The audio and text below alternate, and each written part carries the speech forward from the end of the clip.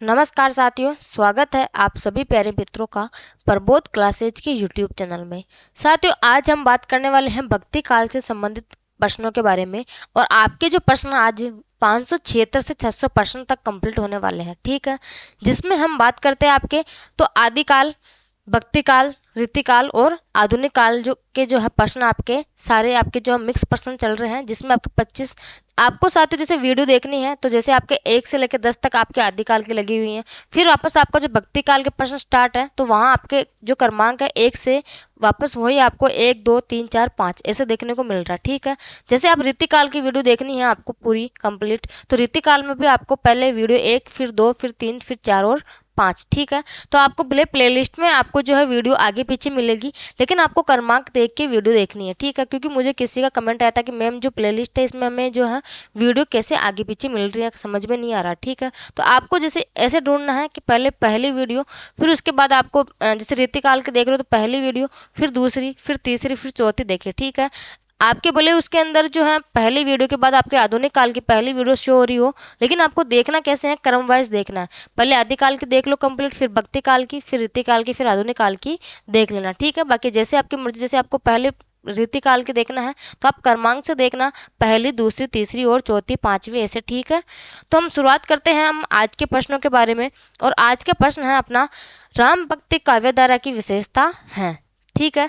इसमें पूछा गया है साथियों कि निम्न में से राम भक्ति काव्यधारा की विशेषताएं कौन कौन सी है। तो हम पहले बात करते हैं कि पहला ऑप्शन है समसामयिक घटनाओं की अभिव्यक्ति राम भक्ति काव्यधारा में पाई जाती है, मुख्यतः अवधि भाषा का प्रयोग। सी ऑप्शन आपके सामने प्रबंधात्मक एवं मुक्तक काव्य की रचना, और डी ऑप्शन आपके सामने उपरोक्त सभी कथन सही हैं। तो साथियों यहाँ हम बात करते हैं राम भक्ति काव्यधारा की विशेषताएं कौन सी हैं। तो इसमें समसामयिक घटनाओं की अभिव्यक्ति पाई जाती है, मुख्यतः अवधि भाषा का प्रयोग जो है आपके राम भक्ति काव्यधारा में देखने को मिलता है, प्रबंध काव्य एवं मुक्तक काव्यों की रचना जो है आपके राम भक्ति काव्यधारा की विशेषताएं हैं। तो आपके साथ जो पहली, दूसरी और तीसरी ये तीनों विशेषताएं जो है आपके राम भक्ति काव्यधारा की विशेषताएं हैं। तो आपका यहाँ पे जो है उपरोक्त सभी कथन सही है। तो आपके यहाँ पे जो है डी नंबर का ऑप्शन बिल्कुल सही उत्तर हो जाएगा, ठीक है। अगले प्रश्न के बारे में बात करूं, अगला प्रश्न आपका, यद्यपि पद्मावत की रचना संस्कृत प्रबंध काव्यों की सर्गबद्ध, प्रश्न है यद्यपि, जो साथियों आपके सामने ये है जो कथन है, ठीक है, क्या है कथन, निम्न जो ये कथन है, निम्न कथन किस कवि का है, निम्न कथन किस आलोचक का है, ठीक है, किस आलोचक का है।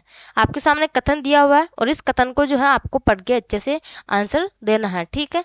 यद्यपि पद्मावत की रचना संस्कृत प्रबंध काव्यों की जो आपके प्रबंध काव्यों, ठीक है, यद्यपि पद्मावत की संस्कृत प्रबंध काव्यों की सर्गबद्ध पद्धति, ठीक है, सर्गबद्ध पद्धति पर नहीं है, फारसी की मसनवी शैली पर है, पर श्रृंगार, पीर आदि के वर्णन चली आती हुई भारतीय काव्य परंपरा के अनुसार ही है। तो ये निम्न कथन जो किस आलोचक का है। तो साथियों यहाँ हम बात करते हैं, आपके सामने पहला ऑप्शन है रामचंद्र शुक्ल जी का, बी ऑप्शन आपके सामने रामकुमार वर्मा का, ठीक है, सी ऑप्शन है आचार्य हजारी प्रसाद द्विवेदी जी का कथन है, या फिर आपके डॉक्टर नगेंद्र का कथन है। तो साथियों इस कथन के बारे में बात करूँ आपके सामने, तो ये जो कथन आपका आचार्य रामचंद्र शुक्ल जी का कथन है, किसका, आचार्य रामचंद्र शुक्ल जी का। यद्यपि पद्मावत की रचना संस्कृत प्रबंध काव्यों की सर्गबद्ध पद्धति पर नहीं है, फारसी की मसनवी शैली पर है, पर श्रृंगार, पीर आदि की वर्णन चली आती हुई भारतीय काव्य परंपरा के अनुसार ही है। तो ये कथन किसका है, आचार्य रामचंद्र शुक्ल जी का कथन है, ठीक है। तो आपका यहाँ पे जो है ए नंबर का ऑप्शन बिल्कुल सही उत्तर हो जाएगा। अगले प्रश्न के बारे में बात करती हूँ। अगला प्रश्न है आपका, फिर से आपके सामने जो एक कथन दिया हुआ है, राधा कृष्ण के प्रेम को लेकर कृष्ण भक्ति की जो काव्यधारा चली, राधा कृष्ण के प्रेम को लेकर कृष्ण भक्ति की जो काव्यधारा चली, उसमें लीला पक्ष अर्थात ब्राह्मणार्थ विधान की प्रधानता रही है। यह कथन हिंदी साहित्य के किस इतिहासकार का है। तो साथियों ये कथन किस इतिहासकार का, किस आलोचक का है। तो हम यह बात करते हैं आचार्य हजारी प्रसाद द्विवेदी जी का, या फिर आपके डॉक्टर गणपति चंद्र गुप्त जी का। बात करते हैं तीसरा ऑप्शन है आचार्य रामचंद्र शुक्ल जी का, और डी ऑप्शन है आपके आचार्य विश्वनाथ प्रसाद जी का कथन है। तो साथियों इस कथन के बारे में हम बात करते हैं तो ये कथन आपके जो है आचार्य रामचंद्र शुक्ल जी के द्वारा दिया गया है। कौन सा? राधा कृष्ण के प्रेम को लेकर कृष्ण भक्ति की जो काव्य धारा चली उसमें लीला पक्ष अर्थात ब्राह्मणार्थ विधान की प्रधानता रही है। ये कथन जो आपके आचार्य रामचंद्र शुक्ल जी का कथन है। किसका? आचार्य रामचंद्र शुक्ल जी का है। तो आपका यहाँ पे जो है सी नंबर का ऑप्शन बिल्कुल सही उत्तर हो जाएगा। अगले प्रश्न के बारे में बात करती हूँ। अग्रदास की कौन सी रचना रसिकोपासना का सिद्धांत ग्रंथ है? जो साथियों आपके अग्रदास जी है इनकी कौन सी रचना रसिकोपासना का सिद्धांत ग्रंथ है? तो हम बात करते हैं पहले ऑप्शन के बारे में, कुंडलिया है या फिर ध्यान मंजरी, तीसरा ऑप्शन है पदावली, और चौथा ऑप्शन आपके सामने रामाष्टयाम। ठीक है, तो यहाँ हम बात करते हैं कि रसिकोपासना का सिद्धांत ग्रंथ कौन सा है साथियों? तो ध्यान मंजरी जो है आपके अग्रदास की रचना रसिकोपासना का सिद्धांत ग्रंथ है। कौन सी? ध्यान मंजरी। ठीक है, तो आपका यहाँ पे ख नंबर का ऑप्शन है जो बिल्कुल सही उत्तर हो जाएगा। अगले प्रश्न के बारे में बात करती हूँ। आपका आज का अगला प्रश्न है, निम्नलिखित में से रामानंद की रचना नहीं है। निम्नलिखित में से रामानंद की रचना नहीं है। ठीक है, तो बात करते हैं हम सबसे पहले ऑप्शन के बारे में, श्री वैष्णव मताब्ज भास्कर, ये किसकी रचना है? तो रामानंद की रचना है। ठीक है, सिद्धांत पटल, तीसरा ऑप्शन है रामाराधनम, और चौथा ऑप्शन आपके सामने राम रसायन। तो साथियों यहाँ हम अगर बात करते हैं आपके, तो श्री वैष्णव मताब्ज भास्कर ये आपके रामानंद की रचना है, सिद्धांत पटल भी आपके जो है रामानंद की रचना है, रामाराधनम जो है आपके रामानंद की रचना है। तो आपके ये तीन रचना जो है ये तो आपके रामानंद की है। किसकी?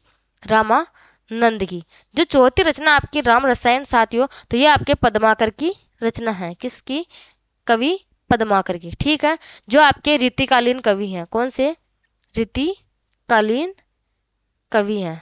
ठीक है, जिसकी रचना है। ठीक है, कौन सी? राम रसायन। तो आपका जो यहाँ पे है चौथे नंबर का ऑप्शन बिल्कुल सही उत्तर हो जाएगा। अगले प्रश्न के बारे में हम बात करते हैं। अगला प्रश्न अपना आपके सामने जो साथियों कथन दिया हुआ है वो है, इनकी रचना बहुत ललित और मंजी हुई भाषा में है। ठीक है, इनकी रचना बहुत ललित और मजी हुई भाषा में है। श्री राम के लीला का वर्णन करते समय इनकी दृष्टि शोभा और सुषमा की ओर अधिक रहती है। चरित्र वर्णन की ओर कम। आचार्य हजारी प्रसाद द्विवेदी का यह कथन किस राम भक्त कवि के संबंध में है? ठीक है, साथियों कथन जो है, इनकी रचना बहुत ललित और मजी हुई भाषा में है। ठीक है, श्री राम की लीला का वर्णन करते समय इनकी दृष्टि शोभा और सुषमा की ओर अधिक रहती है, चरित्र वर्णन की ओर कम रहती है। तो आचार्य हजारी प्रसाद द्विवेदी जी का यह कथन जो है किस राम भक्त कवि के संबंध में है? ठीक है, तो हम यहाँ बात करते हैं आपके सामने ऑप्शन पहला कृष्णदास प्यारी, या फिर दूसरा ऑप्शन है नाभादास, तीसरा ऑप्शन आपके सामने ईश्वर दास, और चौथा ऑप्शन है अग्रदास। तो साथियों ये जो कथन आपका आचार्य हजारी प्रसाद द्विवेदी जी ने अग्रदास के बारे में दिया था। किसके? अग्रदास के बारे में दिया था। ठीक है, तो आपका यहाँ पे जो है चौथे नंबर का ऑप्शन बिल्कुल सही उत्तर हो जाएगा। अगले प्रश्न के बारे में बात करती हूँ। अगला प्रश्न आपका वो है, फिर से आपके सामने कथन दिया हुआ है कि नाभादास तुलसी के समकालीन थे। कौन? नाभादास तुलसी के समकालीन थे, क्योंकि भक्तमाला में तुलसी का जो उल्लेख वर्तमान काल की क्रिया में किया गया है। तो यह कथन किस विद्वान का है? जो आपके नाभादास हैं, तो रचनाकार भक्तमाल के जो है नाभादास। ठीक है, तो तुलसी के समकालीन थे क्योंकि भक्तमाल में तुलसी का उल्लेख वर्तमान काल की क्रिया में किया गया है। ठीक है, तो यह कथन किस विद्वान का है? तो हम बात करते हैं पहला ऑप्शन आपका आचार्य रामचंद्र शुक्ल जी का, दूसरा ऑप्शन है डॉक्टर नगेंद्र का, तीसरा ऑप्शन है डॉक्टर राम कुमार वर्मा का, और चौथा ऑप्शन आपके सामने आचार्य हजारी प्रसाद द्विवेदी जी का। तो साथियों हम बात करते हैं यहाँ पे ये कथन किसका है या किस आलोचक का है? तो ये आपके आचार्य हजारी प्रसाद द्विवेदी जी का कथन है। तो आपका यहाँ पे जो है चौथे नंबर का ऑप्शन बिल्कुल सही उत्तर हो जाएगा। बात करते हैं अगले प्रश्न के बारे में। अगला प्रश्न आपका, नाभादास के गुरु थे। साथियों नाभादास के गुरु कौन है आपके? तो पहला ऑप्शन आपके अग्रदास, दूसरा ऑप्शन है कृष्णदास पयारी, तीसरा ऑप्शन है केलादास, और चौथा ऑप्शन है नरहरियानंद। तो साथियों नाभादास के गुरु के बारे में हम बात करते हैं तो इनके गुरु कौन हो जाएंगे? आपके अग्रदास। कौन? नाभादास के गुरु कौन हो जाएंगे? अगरदास जी। ठीक है, तो आपका यहाँ पे जो है पहले नंबर का ऑप्शन बिल्कुल सही उत्तर हो जाएगा। इसके बाद अगले प्रश्न के बारे में बात करती हूँ। 584 नंबर का प्रश्न है, राम भक्त कवियों की गुरु शिष्य परंपरा का सही क्रम है। साथ ही महत्वपूर्ण है, ये गुरु शिष्य परंपरा वाला प्रश्न जो आपके पहले एग्जाम में पूछा गया है, तो फिर से आपको जो है दोबारा इस प्रश्न के बारे में ध्यान रखना है। ठीक है, हम बात करते हैं यहाँ पे सबसे पहले राघवानंद। राघवानंद के जो शिष्य है वो रामानंद, रामानंद के शिष्य अनंतानंद, या फिर अनंतानंद के शिष्य अग्रदास तो नहीं साथियों, यहाँ पे जो ये गलत है। ठीक है, हम बात करते हैं राघवानंद रामानंद। ठीक है, तो यहाँ पे जो है आपके राघवानंद के शिष्य रामानंद, यानी कि रामानंद के शिष्य को जाएंगे गुरु जो आपके राघवानंद। ठीक है, इसके बाद अनंतानंद के शिष्य आपके रामानंद, गुरु रामानंद। ठीक है, कृष्णदास पहारी के जो गुरु है वो अनंतानंद, और शिष्य आपके अनंतानंद के शिष्य को जाके कृष्णदास पहारी। आपके जो कृष्णदास पहारी है इनके शिष्य हैं तो आपके जो है अगरदास। ठीक है, और अगरदास के जो शिष्य के बारे में हम बात करते हैं साथियों, अगरदास के शिष्य को जाके तो आपके नाभा दास। बिल्कुल आपका जो आपका ख नंबर का ऑप्शन है बिल्कुल यही सही उत्तर हो गया, क्योंकि नाभादास के गुरु अगरदास, अगरदास के गुरु कृष्णदास पहारी, कृष्णदास पहारी के गुरु कौन हो जाएंगे आपके तो अनंतादास अनंतानंद, और अनंतानंद के गुरु कौन हो जाएंगे तो रामानंद, रामानंद के गुरु कौन हो जाएंगे राघवानंद। तो आपका यहाँ पे जो है ख नंबर का ऑप्शन बिल्कुल सही उत्तर हो जाएगा। ठीक है, बाकी के ऑप्शन देखने की जरूरत ही नहीं पड़ी। ठीक है, आपका यहाँ पे ख नंबर का जो ऑप्शन है बिल्कुल सही उत्तर हो जाएगा। इसके बाद अगले प्रश्न के बारे में बात करती हूँ। तुलसी की रचनाओं की संख्या के संबंध में सुमेलित नहीं है। तुलसी की रचनाओं की संख्या के संबंध में सुमेलित नहीं है कि किस जो आलोचक है, किस कवि ने जो है तुलसीदास की रचनाओं को कितने जैसे कि उनकी रचना की संख्या कितनी मानी है। तो हम बात करते हैं पहला ऑप्शन शिव सिंह सेंगर के अनुसार जो है तुलसी की रचनाओं की संख्या कितनी मानी गई है 18। ठीक है, दूसरा ऑप्शन है ग्रेसन के अनुसार तुलसी की रचनाओं की संख्या कितनी मानी गई है तो 21।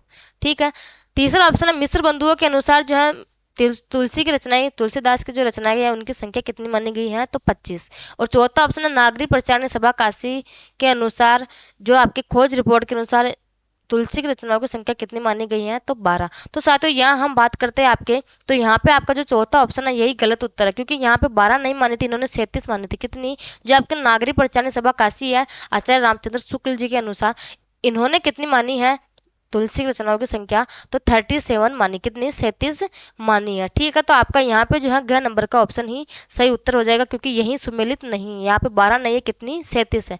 बाकी शिव सिंह सेंगर है तो ये आपके 18 मानते हैं, ग्रेसन आपके 21 रचनाएं मानते हैं संख्या, और मिश्र बंधुओं के अनुसार जो है आपके 25 संख्या मानी जाती है किसकी, तुलसी की रचनाओं की। ठीक है, तो आपका यहाँ पे जो है चौथा नंबर का ऑप्शन बिल्कुल सही उत्तर हो जाएगा। अगले प्रश्न के बारे में बात करती हूँ। अगला प्रश्न है रामचरितमानस के वक्ता और श्रोता के संबंध में सुमेलित नहीं है। साथ ही वक्ता और श्रोता के संबंध में सुमेलित नहीं है, तो आपका जो पहला है शिव वक्ता थे और पार्वती श्रोता। ठीक है, सुमेलित नहीं पूछ रहा था तो गलत कथन जो पूछ रहे हैं ये। दूसरा ऑप्शन है गरुड़ और काक भुसुंडी। तीसरा ऑप्शन है याज्ञवल्क्य के जो आपके वक्ता हैं और भारद्वाज श्रोता हैं। चौथा ऑप्शन है तुलसीदास आपके जो वक्ता हैं और संत समाज आपके श्रोता हैं। ठीक है, तो यहाँ हम बात करते हैं आपके सामने जो ख नंबर का ऑप्शन है साथियों, ये आपके गरुड़ है। ठीक है, ये तो आपके श्रोता हो गए, कौन, गरुड़ तो आपके श्रोता हो गए, और वक्ता जो आपके कौन हो जाएंगे यहाँ पे काक, काग भुसुंडी, काग भुसुंडी। ठीक है, ये आपके कौन हो जाएंगे, वक्ता हो जाएंगे। ठीक है, तो आपके जो प्रश्न पूछा गया साथियों उसका जो तरीका देखो वो क्या है, पहले वक्ता और फिर बाद में श्रोता। ठीक है, इसमें क्या है पहले श्रोता और फिर बाद में वक्ता दिया हुआ है। ठीक है, बाद में वक्ता। तो हम यह बात करते हैं आपका जो दूसरा नंबर का ऑप्शन है बिल्कुल यही आपका सुमेलित नहीं है, क्योंकि पहले आपके इसमें श्रोता आएंगे और फिर बाद में उसके बाद वक्ता आएंगे। तो आपका दूसरा नंबर का जो ऑप्शन है बिल्कुल सही उत्तर हो जाएगा। ठीक है, अगले प्रश्न के बारे में बात करती हूँ। निम्नलिखित में से तुलसी का जन्म स्थान राजापुर मानने वाले विद्वान हैं। जो तुलसी का जन्म स्थान है वो राजापुर कौन कौन मानते हैं, राजापुर कहाँ, बांदा। ठीक है, बांदा है ना। तो निम्नलिखित में से तुलसी का जन्म स्थान राजापुर मानने वाले विद्वान कौन कौन हैं आपके, तो साथियों हम बात करते हैं तो आपके आचार्य हजारी प्रसाद द्विवेदी जी, राम नरेश त्रिपाठी, राम गुलाम द्विवेदी, और आपका जो है चौथा ऑप्शन गणपति चंद्र गुप्त जी। तो साथियों तुलसीदास का जो जन्म है राजापुर मानने वाले कौन है आपके, तो राम गुलाम द्विवेदी जो है इनका जन्म राजापुर मानते हैं, किनका, तुलसी दास जी का। तो आपका यहाँ पे जो है तीसरे नंबर का ऑप्शन बिल्कुल सही उत्तर हो जाएगा। बात करते हैं अगले प्रश्न के बारे में। तुलसी द्वारा रचित पार्वती मंगल का आधार ग्रंथ है। तुलसी द्वारा जो रचित उनकी रचना है एक पार्वती मंगल, उसका आधार ग्रंथ कौन सा है? तो साथियों विष्णु पुराण, दूसरा ऑप्शन है शिव पुराण, तीसरा ऑप्शन है कुमार संभव और चौथा ऑप्शन है आपका अध्यात्म रामायण। तो यह हम बात करते हैं आपके सामने। तो साथियों जो तुलसी द्वारा रचित पार्वती मंगल का आधार ग्रंथ है तो वो कौन सा हो जाएगा? आपका कुमार संभव। कौन सी पार्वती मंगल का आधार ग्रंथ कौन सा हो जाएगा? तो कुमार संभव हो जाएगा। ठीक है, तो आपका यहाँ पे जो है तीसरे नंबर का ऑप्शन बिल्कुल सही उत्तर हो जाएगा। अगले प्रश्न के बारे में बात करती हूँ। निम्नलिखित में से तुलसी की ब्रज भाषा में रचित रचना कौन सी है? ब्रज भाषा में रचित रचना कौन सी है साथियों? तो पार्वती मंगल है, या फिर वैराग्य संदीपनी, रामलला नच्छू और बरवे रामायण। तो साथियों यहाँ हम बात करते हैं आपके ब्रज भाषा में रचित, तो वैराग्य संदीपनी जो है आपकी इनकी ब्रज भाषा में रचित रचना है। कौन सी? वैराग्य संदीपनी। ठीक है, तो आपका यहाँ पे जो है ख नंबर का ऑप्शन बिल्कुल सही उत्तर हो जाएगा। पार्वती मंगल, जानकी मंगल ये आपकी जो है अवधी भाषा में है। कौन सी? पार्वती मंगल, जानकी मंगल, रामलला नच्छू, बरवे रामायण सबकी जो है आपकी अवधी भाषा में रचित है। ठीक है, वैराग्य संदीपनी आपकी जो है ब्रज भाषा में रचित है। इसके बाद जो आपका अगला प्रश्न है वो है रामचरितमानस का कौन सा सर्ग काशी में रचा गया था? जो रामचरितमानस है इनका कौन सा सर्ग काशी में रचा गया था साथियों? तो इसके बारे में हम बात करते हैं। बालकांड या फिर अयोध्या कांड, तीसरा आपके अरण्य कांड और चौथा है आपके किष्किंधा कांड। तो साथियों यहाँ हम बात करते हैं आपके जो काशी में रचा गया सर्ग कौन सा है? तो किष्किंधा कांड है इनका जो काशी में रचा गया था। साथियों ये आपके जो है सबसे छोटा कांड है। कौन सा? किष्किंधा कांड सबसे छोटा कांड है। ठीक है, अगर हम बात करते हैं कि सबसे बड़ा कांड कौन सा साथियों, तो आपके बाल कांड है, ये सबसे बड़ा कांड है, सबसे बड़ा कांड। ठीक है साथियों, इसको याद करने की ट्रिक जो आपके ये कांड 7 कांड है इनको याद करने की ट्रिक है, तो आप याद कर सकते हो बी बाक सलू। इस तरीके से आप याद कर सकते हो। कैसे? बाक सलू, बालकांड आपके, इसके बाद अरण्य कांड, अयोध्या कांड, किष्किंधा कांड और यहाँ आपके बाक सलू। ठीक है, यहाँ आपके जो है सुंदरकांड, लंका कांड और उत्तरकांड। ठीक है, तो आपके इस तरीके से आराम से जो है इसको याद कर सकते हो। किसको? बाल कांड को। इनको जो है इनके 7 कांड है इनको आराम से याद कर सकते हो इस ट्रिक के माध्यम से। बाक सलू मैंने तो इसी प्रकार से याद किया है और आज दिन तक मेरा तो कोई प्रश्न इसका जो गलत नहीं हुआ था। ठीक है, जैसे मैंने कभी पेपर दिया तो मेरा इसका जो प्रश्न कभी गलत नहीं हुआ। बाक सलू के अनुसार ही मैंने याद किया कि बाक सलू ये आपके क्रम से भी हो जाएंगे। ठीक है, अगले प्रश्न के बारे में आपका जो यहाँ पे है चौथे नंबर का ऑप्शन बिल्कुल सही उत्तर हो जाएगा। अगला प्रश्न है आपका, इसका पूर्वार्ध तो एकांत प्रेम मार्ग का ही आभास देता है पर उत्तरार्ध। ठीक है, इसका पूर्वार्ध तो एकांत प्रेम का है, प्रेम मार्ग का ही आभास देता है, पर उत्तरार्ध लोक पक्ष का भी विधान है। उत्तरार्ध है यहाँ पे। ठीक है, उत्तरार्ध में लोक पक्ष का विधान है। तो ये कथन किसका साथियों? ये कथन आपके सामने किस आलोचक का है? इसका पूर्वार्ध तो एकांत प्रेम का ही आभास देता है पर उत्तरार्ध में लोक पक्ष का विधान है। तो ये कथन किस आलोचक का है? तो सबसे पहला ऑप्शन आपके सामने रामचंद्र शुक्ल जी, बी ऑप्शन है आचार्य हजारी प्रसाद द्विवेदी, सी ऑप्शन है आपके सामने रामस्वरूप चतुर्वेदी और डी ऑप्शन है इनमें से कोई नहीं। तो यहाँ हम बात करते हैं साथियों, तो ये कथन किसका? आपके सामने आचार्य रामचंद्र शुक्ल जी का कथन है। इसका पूर्वार्ध तो एकांत प्रेम मार्ग का ही आभास देता है पर उत्तरार्ध में लोक पक्ष का विधान है। तो ये कथन किसका है? आचार्य रामचंद्र शुक्ल जी का। ठीक है, तो आपका यहाँ पे जो है ए नंबर का ऑप्शन बिल्कुल सही उत्तर हो जाएगा। अगले प्रश्न के बारे में बात करती हूँ। आपके सामने फिर से कथन है कि ये कथन किस आलोचक का है? पद्मिनी के रूप वर्णन में जायसी ने कहीं कहीं पुल अनंत सौंदर्य की ओर, जिसके विरह में यह सारी सृष्टि व्याकुल सी है, बड़े सुंदर संकेत की है। तो ये कथन किसका है साथियों? आचार्य रामचंद्र शुक्ल जी का, या फिर आचार्य हजारी प्रसाद द्विवेदी जी का, रामस्वरूप चतुर्वेदी, या फिर इनमें से कोई नहीं। तो यहाँ हम बात करते हैं कि ये कथन किसका है? तो आचार्य रामचंद्र शुक्ल जी का कथन है। कौन सा? पद्मिनी के रूप वर्णन में जायसी ने कहीं कहीं पुल अनंत सौंदर्य की ओर, जिसके विरह में यह सारी सृष्टि व्याकुल सी है, बड़े सुंदर संकेत की है। कौन सी? तो आपके ये जो है कथन किसका है? आचार्य रामचंद्र शुक्ल जी ने दिया था। ठीक है, अगले प्रश्न के बारे में हम बात करते हैं। तुलसी की कौन सी रचना का रचना स्थल मिथिला नहीं है?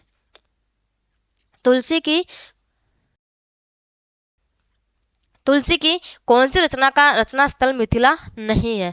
हम बात करते हैं, पहला ऑप्शन है रामलला नहचू, दूसरा ऑप्शन है पार्वती मंगल, तीसरा ऑप्शन आपके सामने जानकी मंगल और चौथा जो ऑप्शन है कवितावली। ठीक है, तो आपके मिथिला में किसका जो है वो रचना स्थल नहीं है? तो आपकी कवितावली है, इसका जो रचना स्थल है वो कहाँ है? मिथिला में नहीं है। ठीक है, तो आपका यहाँ पे जो है चौथे नंबर का ऑप्शन बिल्कुल सही उत्तर हो जाएगा। अगले प्रश्न के बारे में हम बात करते हैं, किसने रामचरितमानस को लोक मंगल की साधनावस्था का काव्य कहा है? किस कवि ने जो है रामचरितमानस को लोक मंगल की साधनावस्था का काव्य कहा है? तो हम यह बात करते हैं आचार्य रामचंद्र शुक्ल ने, हजारी प्रसाद द्विवेदी ने, या फिर गणपति चंद्रगुप्त ने, या फिर आपके रामविलास शर्मा। यहाँ हम बात करते हैं आपके सामने, तो रामचरितमानस को लोक मंगल की साधना अवस्था किसने कहा था? आचार्य रामचंद्र शुक्ल जी ने कहा था। तो आपका यहाँ पे जो है पहले नंबर का ऑप्शन बिल्कुल सही उत्तर हो जाएगा। अगले प्रश्न के बारे में बात करती हूँ, तुलसी को रूपकों का बादशाह किसने कहा है? तुलसीदास को जो है रूपकों का बादशाह किसने कहा है? तो लाला भगवान दीन ने, दूसरा ऑप्शन आपके सामने डॉक्टर बच्चन सिंह ने, तीसरा ऑप्शन आपके सामने क व ख दोनों, और चौथा ऑप्शन है रामचंद्र शुक्ल जी। तो साथियों यहाँ हम बात करते हैं आपके सामने कि तुलसी को रूपकों का बादशाह किसने कहा है? तो आपके जो है यहाँ पे क व ख दोनों आपके लाला भगवान दीन है, इन्होंने भी तुलसी को जो है रूपकों का बादशाह कहा है, और डॉक्टर बच्चन सिंह ने भी जो है रूपकों का बादशाह कहा है। ठीक है, साथियों हम एक बार तुलसी के संबंध में कुछ जो है फैक्ट देख लेते हैं। आपके जो तुलसीदास है, इनको जो है शुक्ल जी ने क्या कहा था? तो हम सबसे पहले शुक्ल जी के बारे में बात करें। शुक्ल जी ने इनको कहा था लोक मंगल की साधना अवस्था। क्या कहा था? लोक मंगल की साधना अवस्था। ठीक है, ये किसने कहा था? तो आचार्य रामचंद्र शुक्ल जी ने कहा था। इसके बाद अगर हम बात करते हैं डॉक्टर उदयभान ने, डॉक्टर उदयभान ने क्या कहा था तुलसी के संबंध में? तो इन्होंने कहा था कि उत्प्रेक्षाओं का बादशाह, उत्प्रेक्षाओं का बादशाह किसने कहा था? डॉक्टर उदयभान ने। ठीक है, उत्प्रेक्षाओं का बादशाह। इसके बाद अगर हम आगे बात करते हैं अनुप्रास का बादशाह किसने कहा था साथियों? तो वो भी आपके जो है आचार्य रामचंद्र शुक्ल जी ने कहा था। किसका? अनुप्रास का बादशाह, अनुप्रास का बादशाह। ये भी किसने कहा था तुलसीदास को? तो आचार्य रामचंद्र शुक्ल जी ने कहा था। लोक मंगल की साधना अवस्था भी शुक्ल जी ने कहा था। उदयभान ने जो है आपके उत्प्रेक्षाओं का बादशाह कहा था। इसके बाद हम बात करते हैं आपके नाभादास जो है, इन्होंने जो है तुलसी के संबंध में क्या कहा था? तो इन्होंने कहा था कलिकाल का वाल्मीकि, कलिकाल का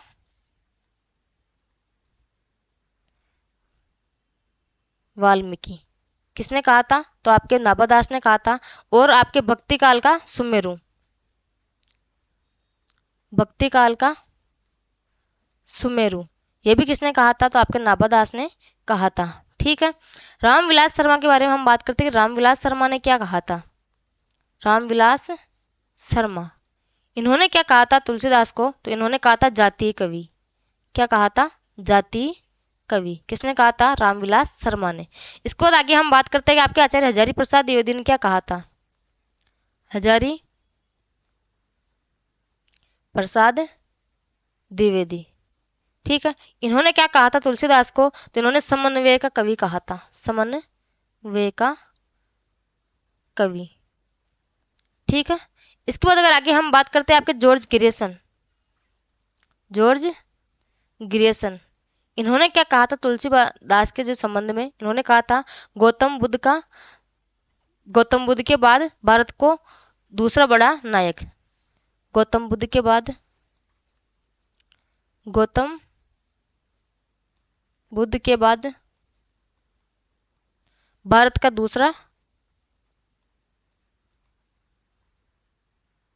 दूसरा बड़ा नायक।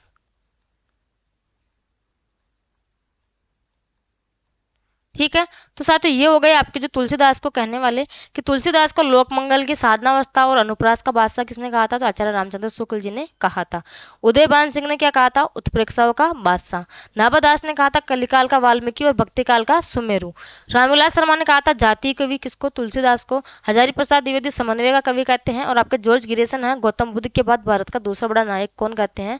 George Grayson. ठीक है, तो अब हम बात करते हैं इस प्रश्न के बारे में कि रूपकों का बादशाह किसने कहा था? तो लाला भगवान दीन और डॉक्टर बच्चन सिंह ने कहा था। किसको? तुलसीदास को। ठीक है, तो आपका यहाँ पे जो है तीसरा नंबर का ऑप्शन बिल्कुल सही उत्तर हो जाएगा। अब बात करते हैं अगले प्रश्न के बारे में कि प्रियादास ने भक्तमाल की टीका रसबोधिनी नाम से कब लिखी थी।